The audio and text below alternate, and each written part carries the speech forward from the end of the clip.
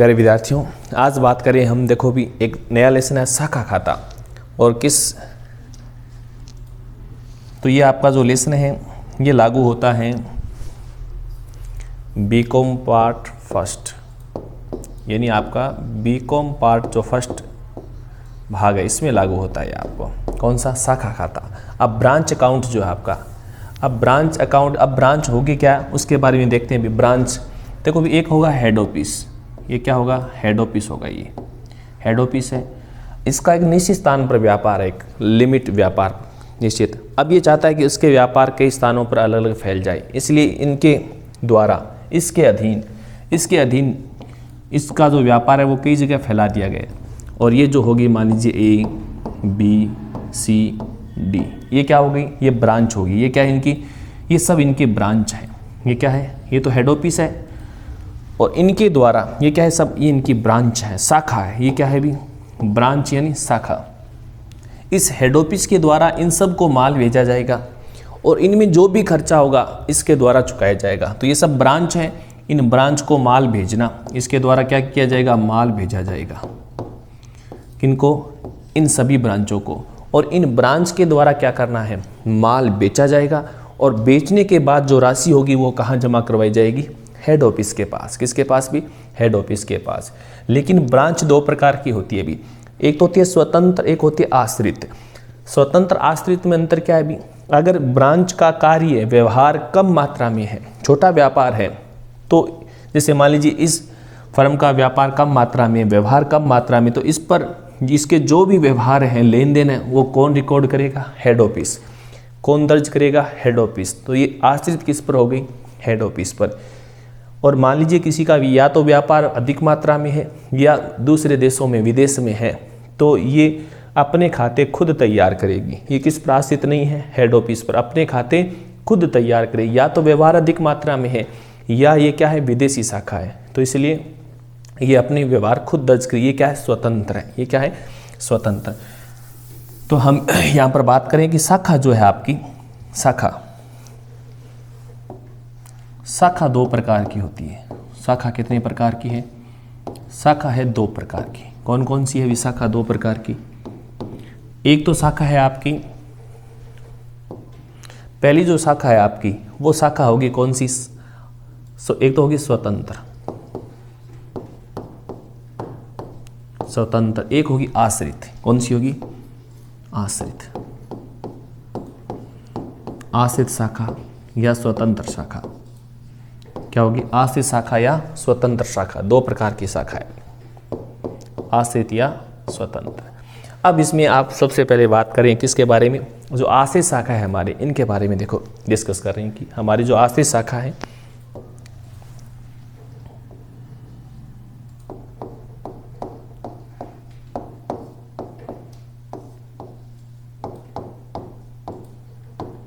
आश्रित शाखा, देखो भी आश्रित शाखा, इसके बारे में बात करें। इसके द्वारा जो खाते बनाए जाएंगे, इसके द्वारा जो खाते तैयार किए जाते हैं, जो खाते तैयार किए जाएंगे वो खाते होंगे दो प्रकार के। कितने प्रकार के? ये शाखाएं दो प्रकार के खाते बनाएगी भी। कौन कौन से? एक तो होगा जिसका मूल्यांकन हम लागत मूल्य पर करेंगे, जिसका हम लेखा किस पर करेंगे? एक तो लेखा जिसका हम लागत मूल्य पर करेंगे। किस में करेंगे? लागत मूल्य पर। दूसरा किस पर? बीजक मूल्य पर। किस पर लिखा होगा इसका? बीजक मूल्य पर। दो प्रकार के प्रश्न है इसमें, लागत मूल्य पर लेखा, बीजक मूल्य पर लेखा। अब देखो भी लागत और बीजक पर जब भी हम लेखा करेंगे तब आपको ध्यान रखना है कि जो आवश्यक खाते बनाए जाएंगे, कौन से खाते होंगे? देखो एक तो होगा आपका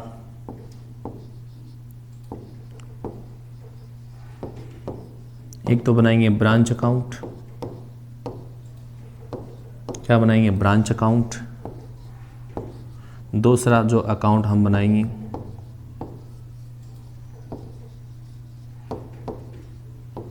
goods and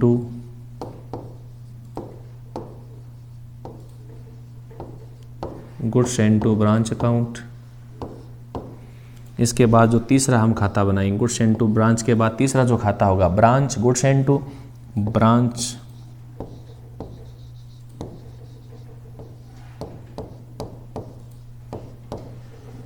branch debtor account.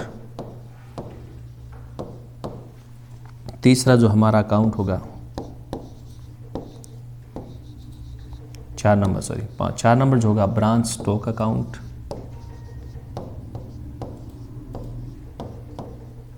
कौन सा होगा? Branch stock account.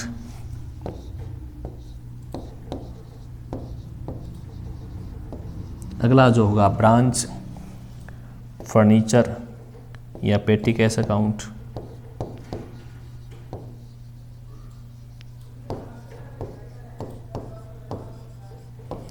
ये जो इसके द्वारा खाते बनाए या जैसे फर्नीचर है तो फर्नीचर होगा ब्रांच फर्नीचर अकाउंट। ब्रांच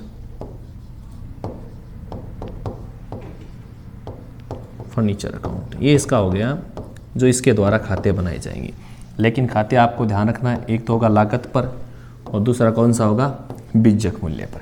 तो दो प्रकार के प्रश्न हैं इसमें कि लागत पर बनाए जाए या बीजक पर। सबसे पहले बात करते हैं, जब लागत पर बनाए जाते हैं तब इनका फॉर्मेट कैसा होगा, क्या इसमें लिखा जाएगा, इनका प्रारूप कैसा होगा, वो देखते हैं। देखो सबसे पहले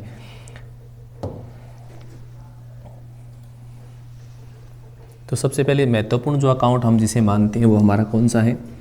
ब्रांच। इसी के बारे में बात करते हैं। अभी ब्रांच अकाउंट बना रहे हैं। सबसे पहले ब्रांच का जो फॉर्मेट कैसा होगा,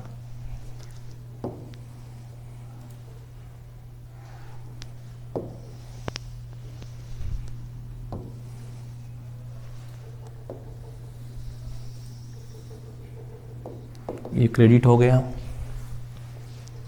ये क्या हो गया? डेबिट हो गया। ठीक है, अब देखो इसमें आपको क्या लिखना है। सबसे पहले ये तो हो गया डेट का कॉलम आपका, ये हो गया पर्टिकुलर,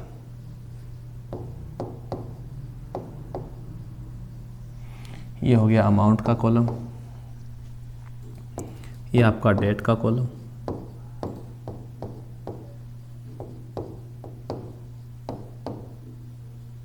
पर्टिकुलर, और ये किसका हो गया? अमाउंट का कॉलम।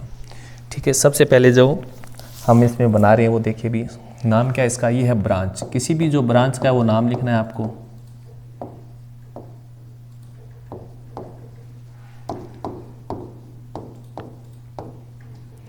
ब्रांच अकाउंट है। सबसे पहले देखो भी, सबसे पहले कुछ आपको ब्रांच की ओपनिंग, जैसे ब्रांच स्टार्ट होगी तो कुछ ओपनिंग संपत्तियां वगैरह होगी, कुछ ओपनिंग, फिर ओपनिंग क्लोजिंग क्या है वो देखना है आपको सबसे पहले। तो सबसे पहले देखते हैं जो ओपनिंग है वो ओपनिंग क्या होगी। देखो जैसे एक तो है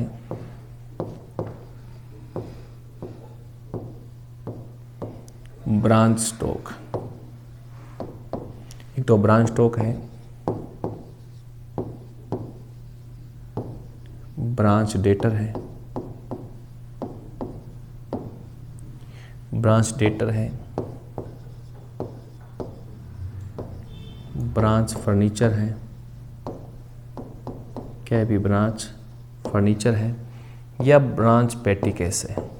यानी ब्रांच को खर्चे करने के लिए कुछ राशि जो एडवांस दी जाती है पेटी कैश, वो है। देखो ये है पेटी कैश।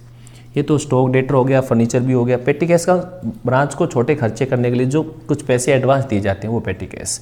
ठीक है, ये सब जो सूचनाएं हैं आपकी, ये सब होगी ओपनिंग। ये सब की सब ओपनिंग सूचनाएं हैं। ये सब सूचनाएं कौन सी हैं? ओपनिंग। ये है ओपनिंग शेष होगा आपका, जो आपको प्रश्न में दिया हुआ मिलेगा, ओपनिंग। लेकिन आपको दिमाग में ये ध्यान में रखना, जिनका ओपनिंग शेष होगा उनका क्लोजिंग भी होगा। जिनका ओपनिंग शेष होगा उनका क्लोजिंग भी होगा। अगर नहीं दिया गया तो हमें ज्ञात करना पड़ेगा अभी। तो सबसे पहले जिनका ओपनिंग उनका क्या होगा? क्लोजिंग। वो ये लिखते हैं, देखो सबसे पहले जैसे एक नंबर ओपनिंग है ना, ये हो गया, ये लिखेंगे ब्रांच। क्लोजिंग स्टॉक लिखेंगे यहाँ पर, क्योंकि ये क्लोजिंग सूचना है। ब्रांच स्टॉक, ये क्या है? डेटर है, ब्रांच डेटर लिखें।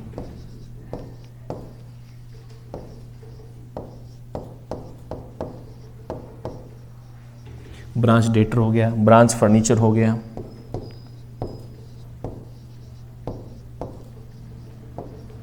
ब्रांच क्या हो गया? फर्नीचर, और इसके बाद ब्रांच पेटी कैश हो गया।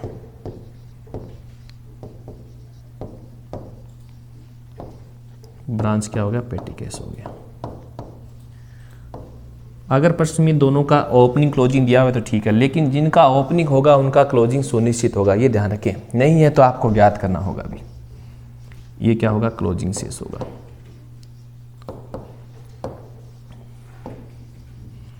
ये ध्यान रखें, ये क्या लिखेंगे, जो प्रश्न में दिया वही लेना है। ऐसा नहीं है कि चारों होना ही सुनिश्चित है, जो प्रश्न में ओपनिंग हो उसका क्लोजिंग देखना है। इन चारों में से ओपनिंग है उसका क्लोजिंग देखना है, ठीक है। लेकिन ध्यान रखना है, इसमें केवल जो है वो नगद लेन देन ही लिखे जाते हैं, उधार नहीं लिखे जाते हैं। केवल क्या लिखे जाते हैं, नगद, केवल नगद विक्रय, ये ध्यान में रखें। इसमें केवल नगद विक्रय का ध्यान रखा जाता है। किसका, नगद विक्रय का। अब देखो भी इसमें कौन सी बातें हो गई, ओपनिंग क्लोजिंग लिख दिया। अब माल भेजा जाएगा हेड ऑफिस के द्वारा शाखा को। तो और ये एक चीज़ और ध्यान रखनी, ये जो फॉर्मेट हम बना रहे हैं ये हमारा ट्रेडिंग और P&L अकाउंट है। जिस प्रकार ट्रेडिंग P&L है उसी प्रकार का खाता है। इसकी जो प्रकृति है इस खाते की वो किसकी है, ट्रेडिंग और P&L के समान है। ये ट्रेडिंग एंड P&L की भांति इसकी प्रकृति है। प्रकृति का मतलब जिस प्रकार ट्रेडिंग बनाया जाता है, ट्रेडिंग में सबसे पहले ओपनिंग स्टॉक फिर क्लोजिंग स्टॉक, यहाँ पर परचेज यहाँ पर सेल्स, खर्चे DR में और उसके बाद अंतर जो आएगा वो प्रॉफिट।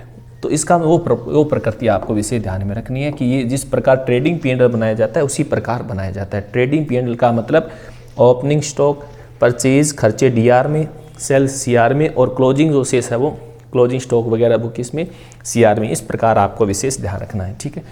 अब देखो भी, लेकिन सेल्स तो कौन सी लिखनी है ये ध्यान रखना है, नगद माल बेचा बाई कैश, नगद लिखना है केवल।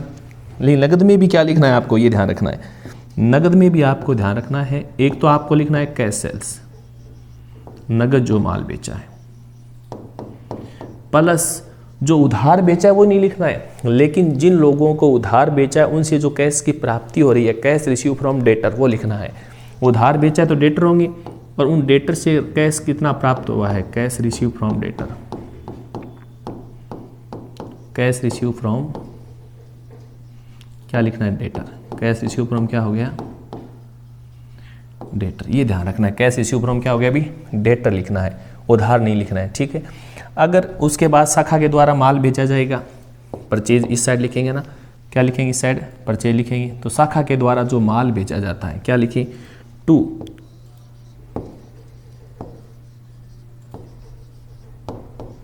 Goods send to, goods send to क्या लिखेंगे, ब्रांच, ठीक है।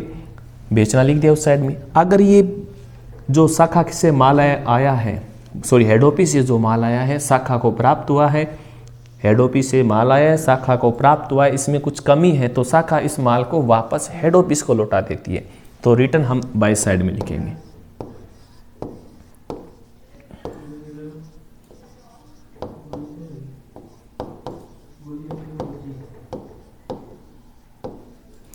ये क्या है, ये रिटर्न है आपकी, ये रिटर्न है, ठीक है।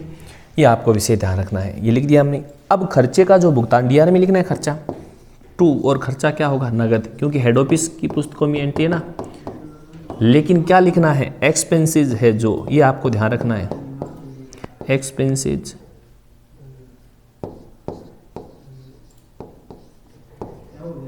पेड बाई हेड ऑफिस, क्या expenses paid by head office, ये विषय ध्यान रखना है। कंप्लीट हो गया बस। अब इसका अंतर क्या होगा, आपका P&L होगा, क्या होगा, P&L, लाभ या हानि जो भी होगी। इस प्रकार का आपका फॉर्मेट है, ठीक है। ये आपको विषय ध्यान रखना है।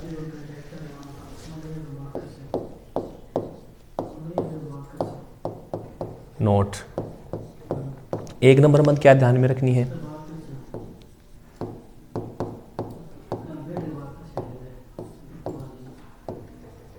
इसमें उधार विक्रय का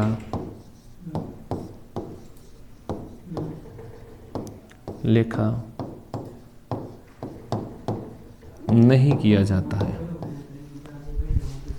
उधार विक्रय का लेखा नहीं किया जाता है। एक तो ये ध्यान में रखना है, पहली कंडीशन बात कर रहे हैं। उसके अलावा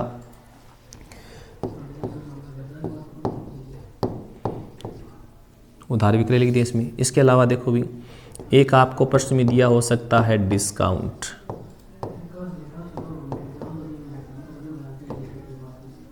डिस्काउंट अलाउड हो सकता है, सेल्स रिटर्न हो सकता है, आपका बैड डेब्ट्स हो सकता है,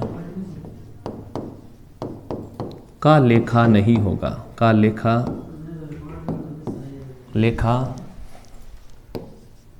नहीं किया जाएगा। किसमें? ब्रांच अकाउंट में। ब्रांच में नहीं लिखा जाता, नहीं किया जाता है, ब्रांच में नहीं होगा। और एक आपको ध्यान में रखना है, शाखा के द्वारा अगर खर्चों का भुगतान है वो नहीं लिखना है, हेड ऑफिस वाले लिखने हैं। शाखा के द्वारा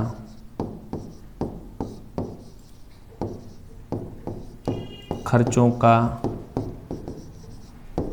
भुगतान करने पर शाखा खाते में नहीं लिखना है। अभी भुगतान करने पर शाखा खाते में नहीं लिखना है, ये ध्यान। शाखा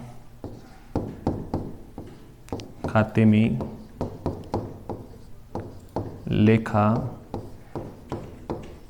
नहीं किया जाएगा।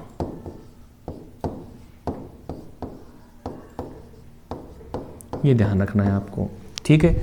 अगर देनदारों का अंतिम शेष है, देनदारों से संबंधित जो दो सूचनाएं, कौन सी? देनदारों से संबंधित जो दो सूचनाएं हैं वो ध्यान से रखिए। कौन सी सूचनाएं?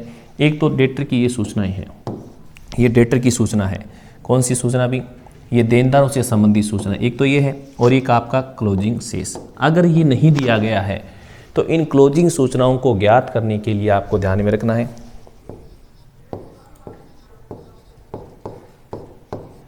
देनदारों से संबंधी सूचना ज्ञात करने के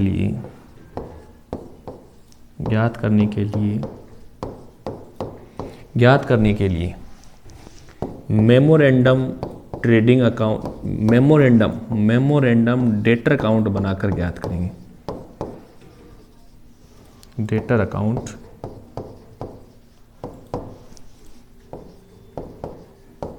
बनाया जाएगा।